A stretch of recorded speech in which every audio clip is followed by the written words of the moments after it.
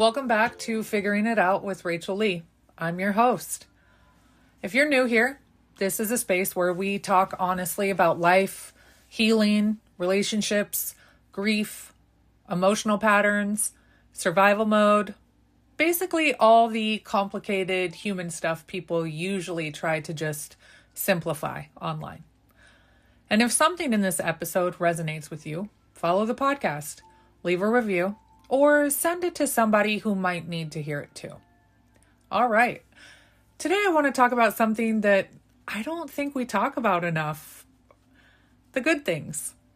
And I know that sounds extremely simple, maybe even a little cheesy, but hear me out. One thing that has always made me laugh is when my sister and I will talk about aspects of our childhood around people. And people hear parts of our story and immediately assume it was all bad. And at some point, somebody will inevitably ask, like, are you sure you miss your mom? And every time I'm like, yes, I swear. There are parts of my childhood that are actually good things. Like, good things happened in my childhood too. And I think that's something we do a lot of as people. We hear about the hardest parts of someone's life and assume that's the whole story. We hear about the grief, the addiction, the struggle, the divorce, the chaos, and we start viewing someone's entire life through that lens. But most lives just aren't that simple. Mine certainly wasn't. Because yes, hard things happened, but so did beautiful things. And sometimes I think we spend so much time talking about what hurt us that we forget to talk about what helped us. So today, I want to talk about the good things, the people, the memories, the moments, the experiences, things that helped me in positive ways. Because not everything that made me who I am came from pain. So let's get into it. When I think about parts of my childhood, some of the first memories that come to mind aren't the hard ones. They're actually simple ones. Driving around, looking at Christmas luminaries, singing Christmas carols in the car with my family, game nights with my mom, dad, brother, and sister, laughing until our stomachs hurt, making Christmas desserts with my mom. Fun fact, when we lived in Minnesota, she made so many desserts that she literally used our enclosed porch as a walk-in freezer, which really is one of the most Midwest things ever. I remember making homemade donuts with my Grammy. To this day, those are the best donuts in the world. I remember family meals, music playing throughout the house, being introduced to different genres of music, learning to appreciate good food, game nights, good company. And those things still live inside me. Not because they were necessarily life-changing moments, but because they became part of who I am. Sometimes the things we carry forward aren't huge lessons. They're songs. They're recipes. They're traditions. Sometimes they're memories that still make us smile 20 plus years later. And while we're talking about my childhood, although I don't remember a whole lot of things about my childhood, just ask my sister, I'd like to share this little gem with you because it truly is one of my favorites. I was probably about 16 or 17, and I sat my mom down and told her that I had a huge secret. Now, for clarity, if you've ever had a family member that has struggled with addiction, you know your brain immediately goes somewhere serious and dark. So my mom sits down, ready for this big confession, concerned, probably running through every worst case scenario imaginable in her mind. And I proceeded to drag it out for probably what felt like forever to her. And I kept saying, I don't know how to tell you this. This is really embarrassing, but I can't stop doing it. I do it everywhere. And the more I talked, the more concerned she got.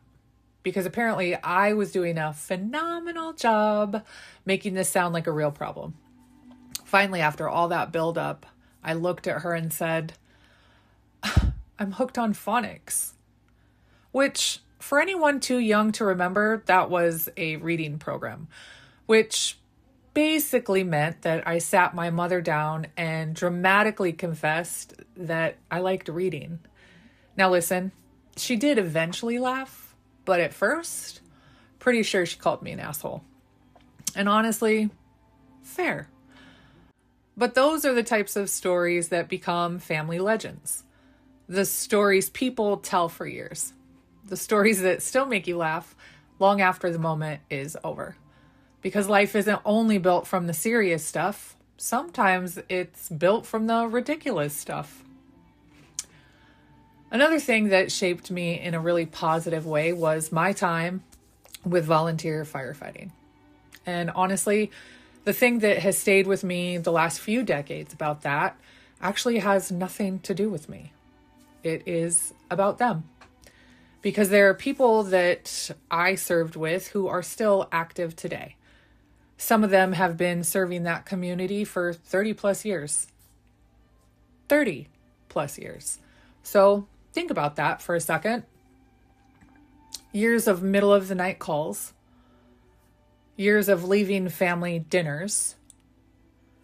Missing parts of birthdays, holidays, and weekends because somebody else needed help. And what a lot of people don't realize is that in some places like that, volunteer departments aren't the backup fire department. They are the fire department. Like, that's it. There are actually 2 counties here in New York that are all volunteer. One, a rural Catskills community. The other, suburban Hudson Valley. That Hudson Valley one, all 26 departments are volunteer. Now think about that. If they need 26 departments, that's a pretty big county, right? And they're all volunteer. Every single one. These are also people with paying jobs, families, responsibilities, bills. And with today's cost of living, many of them are working 1 or 2 jobs already. And then a call comes in and they go to that. And I know some people hear that and might be thinking, why would anybody do that? Why would you risk your life and not even get paid for that? And trust me when I tell you, growing up on the West Coast, I didn't even know that was a thing. So I think, honestly, that's probably why it has impacted me so much. Nobody is doing it for the benefits. They're doing it because they believe in service. They believe in community. They believe that sometimes you have to be the person who shows up when somebody else is having the worst day of their life. And I think that's beautiful and amazing. We spend a lot of time talking about what's wrong with the world. Meanwhile, there are people quietly serving their communities every single day without asking for recognition. So if you're listening and you want to learn more about supporting a volunteer fire department, reach out to me. I'll gladly point you in the right direction. I wish my boys had gotten more exposure to that environment growing up. Not because I wanted them to become firefighters necessarily, but because I wanted them to see and know what purpose over self looks like, what service looks like, what community looks like, and what it means to show up for people, which is probably part of the reason why youth sports became such a big part of our lives. Football parents, volunteers, coaches, families showing up for one another. Different setting, same lesson, community matters. The older I get, the more I realize that some of the greatest gifts in my life have been people. I have an incredible tribe of women in my life. These days, I live about 2,500 miles away from all of them. They're in Arizona, and I'm in New York, but they're still my people. Truthfully, I hope everybody finds their people. The ones who know you, the ones who see you, the ones who show up. And here's the thing. They've shown up for me during some of the hardest moments of my life because that's simply who they are. Not because they had the perfect words, not because they knew how to fix anything, but because they believe in showing up for the people they love. They showed me what it looks like when people rally around you, when you need help moving, when someone in your family passes away, when life gets heavy. But they also showed me something equally important: how to enjoy life, how to create joy, how to make some great memories, how to have ordinary days feel extraordinary. Some of my favorite memories are Saturday afternoons that turned into late nights, pool days with drinks, food, laughter, and games. The kind of days where nobody is in a hurry to leave.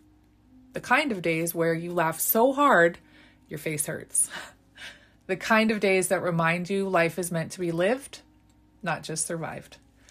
They taught me what it's like to travel with a group of friends too, what that looks like. And some of the best times of my life have happened on those trips too. We've done everything from weekend getaways to random adventures that somehow become stories we tell years after. And yes, years ago, we did make a trip to Vegas and toured the Mob Museum because if you know me, you know I've always been fascinated by that part of history. And we'll just leave it at that and keep any further commentary on that subject hush hush. But when I think about my tribe of women, I don't think about one specific moment. I think about all of them. The hard days, the ordinary days, the celebrations, the road trips, pool days, but most of all, the laughter. The way they've consistently shown up in the most beautiful ways. That truly is one of the greatest gifts I've ever been given. And obviously, I can't do an episode about the good things without talking about my boys. One is a man now, which still feels really weird to say out loud, and the other a teenager, which, as I'm sure most of you know, is a whole other adventure by itself. Being their mom has been one of the greatest privileges of my life. Not because every moment was easy, but because I got to be there. The football games, the volleyball games, the birthdays, the random conversations, the inside jokes, the moments that nobody else sees. Even as a solo parent, there were beautiful things in that too. I got every Christmas, every Thanksgiving, every birthday, every random Tuesday. And to me, all those moments are precious. So, before we wrap up, if there's one thing I want people to take from this episode, it's this. Sometimes we spend so much time talking about what hurt us that we forget to talk about what helped us. The people who loved us, the people who showed up, the memories that still make us smile, the communities that welcomed us, the traditions we still carry, the friendships that carried us through, the good things. Because yes, hard things happened in my life. They've happened in yours too, but they weren't the whole story. Sometimes we just need to remind ourselves of that. Not everything that made us who we are came from pain. Some of it came from laughter, from friendships, from family, from community. And some came simply from love. And all those things deserve to be remembered too. Well, that's all I have for you this week. And I hope it brought a good reminder into your life just like it did me. So, I'm Rachel Lee, and I'll see you next time as we keep figuring it out.